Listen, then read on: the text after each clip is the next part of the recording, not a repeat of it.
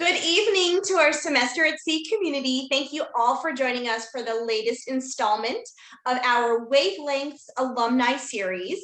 This new online series highlights the talents of our SAS alumni around the world. We feature an alum from a different industry or career field or with a great interesting story each week on Wednesdays at 5 p.m. Mountain Time here on our official SAS Facebook page. My name is Michelle Pino. I'm honored to get to do this interview today. I sailed as staff on the fall 2007 voyage, and I've been serving as the Alumni Association's chapter rep for Los Angeles since 2012. This evening, I have the pleasure of speaking with Melissa Roy. So let me introduce her and we'll dive right in. As a Midwestern girl, Melissa moved to sunny Malibu, California to study at Pepperdine University and ended up studying abroad 3 out of her 8 semesters. After graduating with a psychology degree and a big case of wanderlust, she worked as an actress, which allowed her the freedom and means to pursue her new passion in life, travel. After over 15 years, she completed her lifelong mission to visit every sovereign nation in the world. That's all 193 members of the UN, plus many of the dependent or disputed territories as well. To the best of her knowledge, she is the first woman of South Asian origin to do this. She has also been to all 50 states in the US and all 7 continents, including Antarctica. So it is my honor to bring Melissa here today and have her answer some questions and speak with us. So thank you, Melissa. Hey, thank you for having me. So let's dive right in. I'm sure everyone watching has lots of questions now that we've heard your amazing life accomplishment, and we can't wait to hear more. So my first question for you is, I can only imagine that Semester at Sea was highly influential in your decision to do this, to visit every country in the world. Tell us a little bit about that. Yes, so Semester at Sea wasn't my very first study abroad program. I did my sophomore year in Buenos Aires, and I loved that so much that I thought, okay, I have to do another study abroad. Even though I was living in beautiful Malibu, California, I just wanted to keep going abroad. And then I heard about Semester at Sea.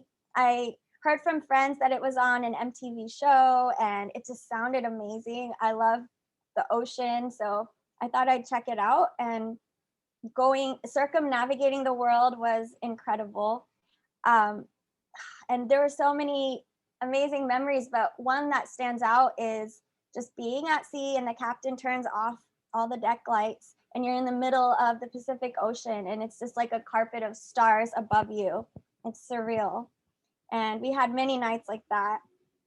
But so once I came back from Semester at Sea, I wanted to just continue my travels. I didn't want to sit still. So that kind of kicked off like a lifelong passion of travel.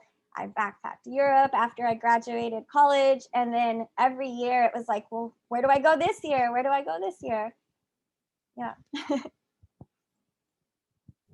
Thank you. That's really awesome. You definitely had a big journey behind you. And I think Semester at Sea is a really good jumping point for a lot of people who have dreams to really travel and see a lot of new places. So that leads to my next question. What advice do you have for any of our alumni or future voyagers as well who have similar travel goals and who are interested in following your footsteps and accomplishing something so amazing? Yeah, for me, it kind of happened organically. So at first, I didn't set out to visit every country in the world. Like I said, Semester at Sea kind of kicked that off for me. And I just wanted to see as many places as I could. And I didn't have a regular 9-to-5 office job, like a traditional job. So that kind of worked in my favor. I was doing some acting gigs, commercials, and things like that on the side. And every time I booked a big commercial, I would invest that money in the stock market. And I have to admit, it's been a bullish market for the last decade. So that really helped me out. And I just grew my investments and lived off of that and traveled. But I'm very resourceful when it comes to my finances. And if anyone has specific questions, you're welcome to reach out to me and I can explain things. But I would do like little travel hacks here and there. And I would also couch surf. almost exclusively couch surf. So I wasn't staying at the Ritz or anything like that. And then I would always fly budget airlines. I would check on Skyscanner to find the cheapest flights. Yeah. And then I also was very resourceful when it came to investing, and I would get balance transfer loans from different credit cards and then invest that money. Some of it's a little risky, but it worked for me. So, yeah. Thank you. Amazing. That's really amazing. It sounds like you really know your stuff. You're a very savvy traveler, but I also imagine that it didn't start that way. You had to build up to that, and you had to learn these hacks and these ways to be within your budget, but also safe. Yeah, exactly.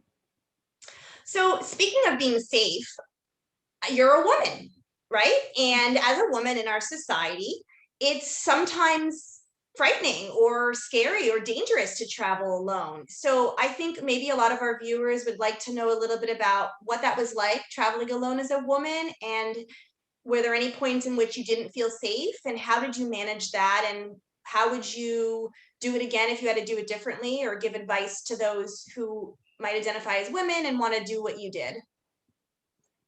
So I always say I'm lucky that I did it as a woman, as a South Asian woman, because I kind of can blend in seamlessly in so many countries. I can, wear the appropriate dress, the hijab, or in the Pacific Islands, wear the maramar. And everybody told me that I looked like a local. So that helped. That plus staying with local couch surfers, it's amazing because you just have someone looking out for you and protecting you. They don't want you to go home and have a bad experience from their country. So they're going to make sure, they're looking out for you. So even in Afghanistan, I felt way safer couch surfing than I would have just staying in a random hotel. So I don't think being a woman actually was that much more difficult. I do hear that a lot though, but I'm just very thankful for the way everything unfolded for me. Yeah, I can't even think of a specific instance where I felt really unsafe. So it makes me really believe in humanity. And I think if you believe people are good, then that's what you're going to find. Wow, that's incredible and so inspirational, and really, really feels like if you can do it, maybe others can do it too. Yeah, for sure. I love that. So here we are, 2021. You've accomplished this huge life feat that so many people, we assume, aspire to do at some point, and so many have never done it. What is next for you? I mean, you visited every state in the country. You visited 7 continents, 193 countries plus. What's next? Are we going to the moon? Tell us more. Yeah, so ironically, I have been setting my sights on outer space. I've been following Blue Origin, Jeff Bezos' company, and then SpaceX and Virgin Galactic as well. And I'm just I have a little fund set aside, like my space fund, and I'm just saving up. And as soon as it becomes somewhat affordable for me, hopefully, maybe my 50th birthday, something like that, because my 30th birthday, I spent it in Antarctica with the penguins. That was kind of my dream to hit 100 countries and 7 continents by 30. So yeah, let's see what's next, to infinity and beyond.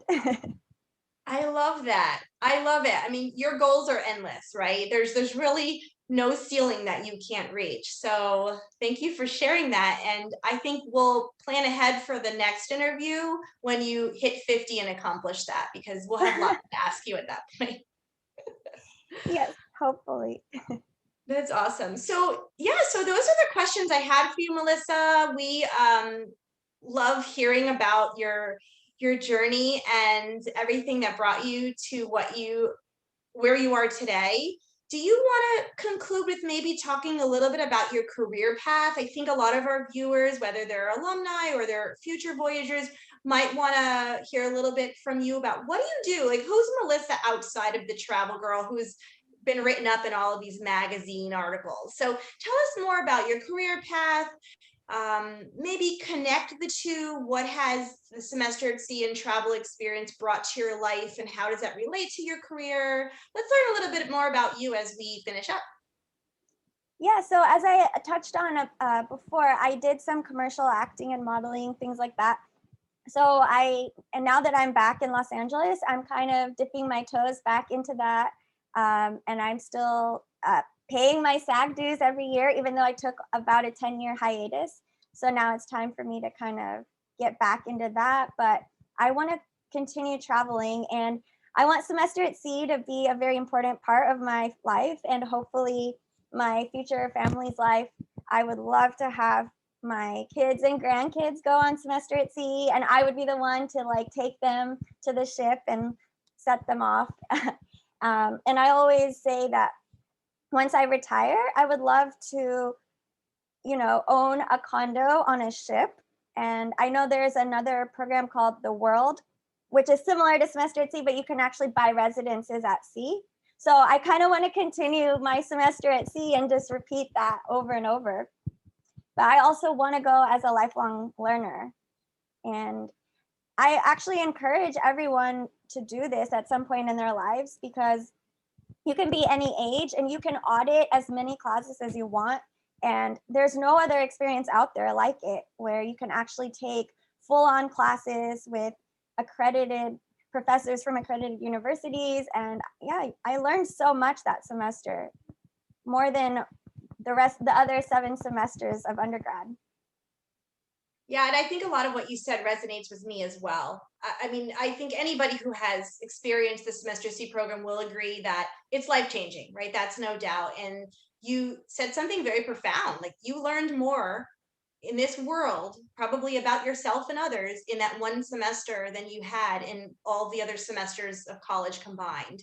And I think you would agree it's worth it. And I love that it's a family-oriented shipboard community. You talked a little bit about lifelong learners, and for those who don't know about that program, it's a really neat opportunity to be part of Semester at Sea when you're past your college years. So if you want to learn more, go to semesteratsea.org and learn a little bit more about the Lifelong Learner program. It's really fantastic to be part of it's like a multi-generational experience, right? From the children of the faculty and staff to the students who are mostly traditionally aged, to the older folks who came back to have this experience in their later years and get the whole package, even though they're not at the college age.